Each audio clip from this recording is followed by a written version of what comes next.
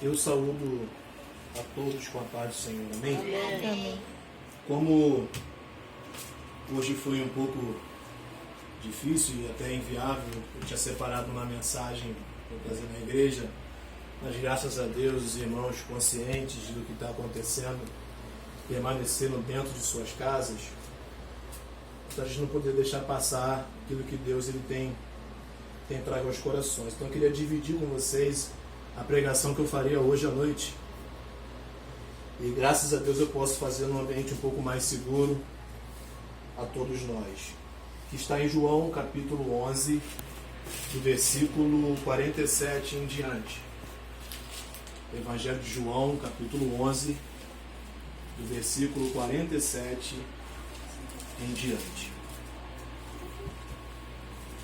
Que nos diz assim: Então, os principais sacerdotes, os fariseus, convocaram o sinédrio e disseram: Que estamos fazendo? Uma vez que este homem opera muitos sinais. Se o deixarmos assim, todos crerão nele. Depois virão os romanos e tomarão não só o nosso lugar, mas a própria nação. Caifás, porém, um dentre eles, sumo sacerdote naquele ano, advertiu-os dizendo: vós nada sabeis, nem considerais que vos convém que morra um só homem pelo povo, e que não venha a perecer toda a nação? Ora, ele não disse isto de si mesmo, mas sendo sumo sacerdote naquele ano, profetizou que Jesus estava para morrer pela nação, e não somente pela nação, mas também para reunir em um só corpo os filhos de Deus, que andam dispersos.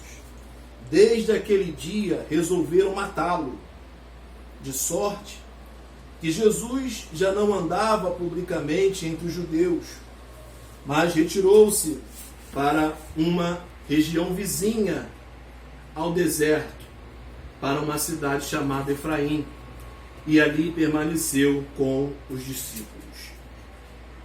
Meus irmãos, estamos vivendo um período muito difícil, que é esse vírus que virou realidade no mundo.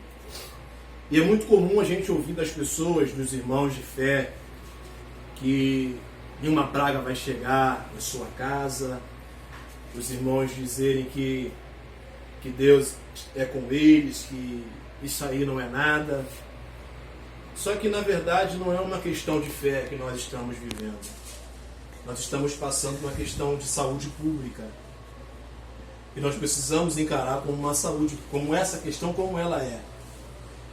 E falo isto porque a palavra de Deus, ela também nos dá respaldo diante de situações difíceis, como essa que nós estamos a passar. Por quê? Porque nós conseguimos enxergar dentro da Bíblia inúmeras situações onde a vida dos servos de Deus esteve em risco. E nós temos que tirar como lição o que aqueles homens eles praticaram, eles fizeram. E aqui nós estamos vendo um relato que aconteceu com o próprio Jesus. Jesus é o nosso maior exemplo. Jesus, ele é Deus. Jesus é o Todo-Poderoso. Encarnou-se e habitou na terra. E aqui acontece algo muito interessante, porque Jesus pregou, Jesus curou, Jesus libertou. E a atitude de Jesus incomodou muito os religiosos que existiam naquela época. E chegou um momento aqui que eles tomaram, vendo que Jesus estava tomando uma proporção muito grande, eles tomaram um coração desejo de matá-lo. Por quê?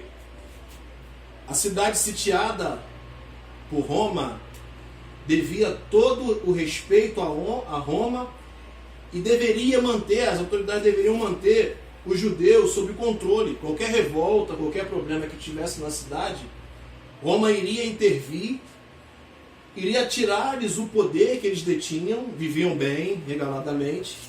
Isso era uma grande ameaça. Poxa, esse cara vai trazer uma revolta e vão nos tirar o poder. Eles colocaram no seu coração matar a Jesus.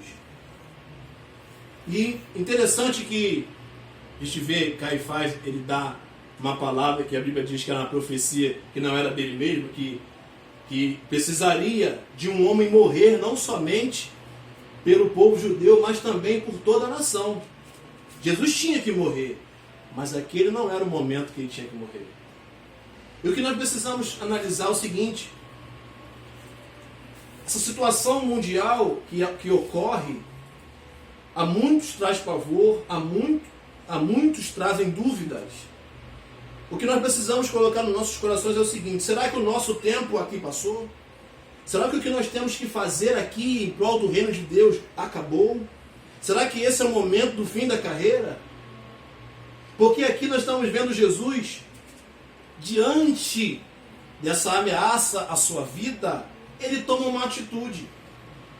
Não é a atitude de dizer que Deus é comigo, eu sou Deus, eu sou forte, eu sou poderoso, pode vir que eu vou... Não. Jesus prudentemente se recolhe e sai daquela cidade e vai para Efraim juntamente com os seus discípulos. Diante daquela ameaça contra a sua vida, Jesus age com prudência, porque ele bem sabia se ele ficasse, ele poderia morrer, e morreria fora do tempo, morreria fora do propósito. E hoje a gente precisa entender o seguinte: se a gente se preservar, se a gente se resguardar de tudo que tem acontecido, se ficarmos em casa como todo mundo está mandando, isso não é uma manifestação de covardia, e muito menos de descrença ou incredulidade, é de prudência.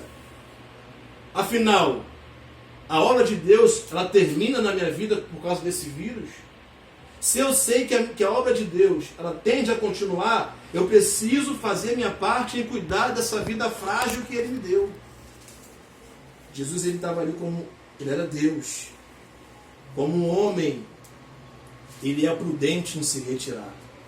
A Bíblia, ela demonstra vários episódios que houve um atentado contra a vida dos servos.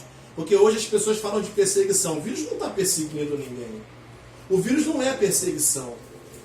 O vírus é algo que surgiu que atenta contra a vida humana. E o que nós precisamos fazer? Ser prudente nessa hora. Evitar sair. Os velhinhos ficarem na sua casa, os jovens se precaver, porque o vírus não é só no velhinho, é em todo mundo. E se precaver é estar de acordo com a palavra. Em Gênesis capítulo 6, versículo 3, Deus fala algo muito interessante lá. Ele destrói toda a humanidade e através de Noé, ele dá uma nova oportunidade à humanidade. Ele faz lá o arco-íris, o sinal da aliança. Noé vai lá e oferece um animal e Deus fala o seguinte: a minha alma não contenderá para sempre com o homem, visto que o homem é carne. A duração da vida do homem será de 120 anos. Aí vem em Salmo 90 lá, Salomão, na sua oração, na oração de Moisés, diz o seguinte: que a duração da vida do homem é 70 anos. Se alguém passar desse tempo é canseiro e enfado. Nós estamos vendo aqui Deus falando de um máximo e não de um mínimo. E isso precisa chamar a nossa atenção. Nós, como vaso fraco, frágil, precisamos cuidar de como esse vaso ele vai viver, como esse vaso vai estar aqui. Afinal, se a gente não cuidar do nosso templo, essa duração não vai se cumprir. Então somos nós que somos responsáveis, ainda que nós saibamos que iremos morrer. Isso é fato. Mas nós temos o dever de pelo menos fazer a nossa parte. Porque a gente hoje negligencia e paga um preço muito caro por isso. É muito comum a gente ver pessoas de fé tendo uma recomendação médica de ficar em casa, a pessoa não fica porque não vou fazer a obra de Deus e não posso ficar parado. Isso é uma ignorância. Por quê? Se essa pessoa vier a passar mal ou vier a complicar a sua saúde, como é que ela vai fazer a obra de Deus? Não seria melhor ela se resguardar, ter aquele tempo de repouso? E é justamente isso que nós precisamos entender. Esse tempo é um tempo de repouso, um tempo de pararmos.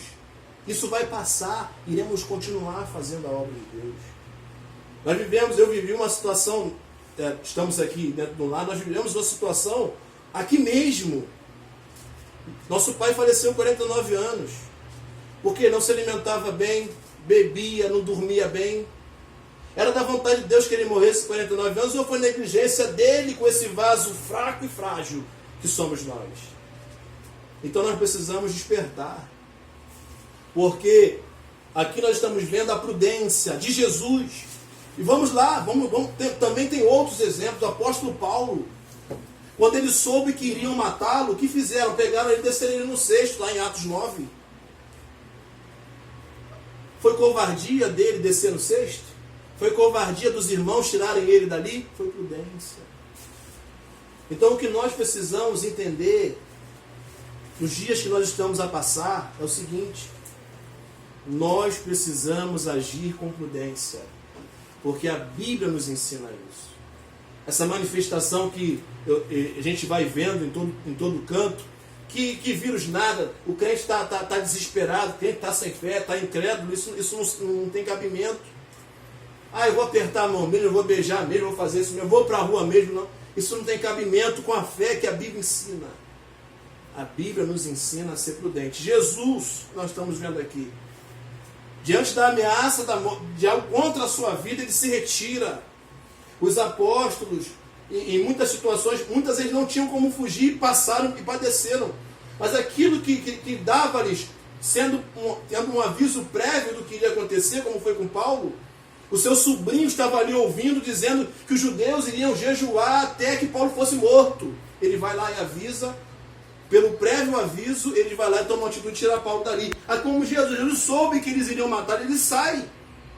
Como nós estamos sabendo como é que as coisas estão, com esse aviso prévio, também nos compete tomar as providências necessárias, que é nos resguardar. Então, essa palavra Deus me deu, e eu estava trabalhando nela para poder trazer à igreja, mesmo que a gente não consiga fazer fisicamente, agora a gente consegue fazer à distância, é não se desesperar.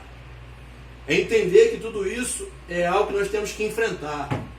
Mas Deus tem algo ainda a realizar através das nossas vidas. Mas Deus também está falando algo muito forte nesses dias, que nós precisamos se arrepender e nós precisamos se reconciliar. Em tempo onde a nossa vida ela fica à deriva, a dúvida é maior, nós precisamos apegar àquele que tem nos prometido uma vida eterna, aquele que nos tem prometido refúgio, aquele que nos tem prometido o amparo. Nós precisamos, nesses dias, se aproveitar para buscar e se voltar ainda mais para Deus. Então, não é covardia ser prudente. Ser prudente também é ter fé. Ser prudente também é andar conforme a Bíblia diz. A fé, ela não pode ser ignorante, ainda que a fé não seja algo racional. Porque a gente crê naquilo que não vê. A fé, ela não é racional, mas ela não é ignorante. A fé não é imprudente. E é isso que nós precisamos colocar nos nossos corações. Nós precisamos, nesse momento, onde multidão de pessoas estão morrendo, enterrando seus mortos, e outros nem sepultura têm para serem enterrados, nós precisamos ser prudentes. Se o momento é de ficar em casa, fiquemos em casa. Se o momento é de nos resguardarmos, que possamos nos resguardar. E não entrar nessa paranoia. Se Deus é por mim, quem será contra mim? Nenhuma praga chegará na minha casa. Isso não cabe num momento como esse. Porque não é momento de manifestar esse tipo de fé. É tempo de manifestar a fé prudente diante da palavra, conforme a palavra, que nos orienta, diante de um aviso prévio, a gente poder tomar a atitude que tem que tomar. Como nós já fomos avisados previamente, então o que nos cabe é ser prudente. Diante de uma questão que é surpresa e você não tem como se precaver antes, com certeza Deus virá com poder a nos ajudar. Mas aquilo que nós já sabemos que temos que fazer, e por um pensamento equivocado a gente deixa de fazer, nós é que estamos atentando contra a nossa vida e se bobear até tentando a Deus. Afinal, Deus é soberano, está no seu mais alto sublime trono. Para Deus isso não é surpresa, Deus sabe de tudo. A questão é nos apegar a Deus, nos apegar à palavra e tomar a atitude certa, segundo Deus, e não segundo a histeria, e não segundo a ignorância. Porque nós estamos vendo aqui, o próprio Jesus, ele se resguardou. Como diz o versículo 54. De sorte que Jesus já não andava publicamente. Interessante, porque acaba até caindo de luva o que nós estamos vivendo. Jesus ficou muito trancado na sua casa, no seu lugar com os seus discípulos. A sua vida estava à deriva ali. Ele não andava mais publicamente. Não ande mais publicamente. Se resguarde entre os judeus. Mas retirou-se para uma região vizinha, ao deserto, para uma cidade chamada Efraim, e ali permaneceu com os seus discípulos. Então, eu acho que não tem exemplo maior do que o exemplo do nosso Cristo Jesus, porque ele precisou sair, se resguardar, porque a sua vida estava em perigo. Naquela época eram os fariseus. Hoje a nossa realidade é esse vírus que está por esse planeta. Então se resguarde, não ande publicamente, fique em lugares secretos, desertos, fique na sua casa. Louve a Deus, busque a Deus, que Deus vai fazer a diferença na sua vida. Amém?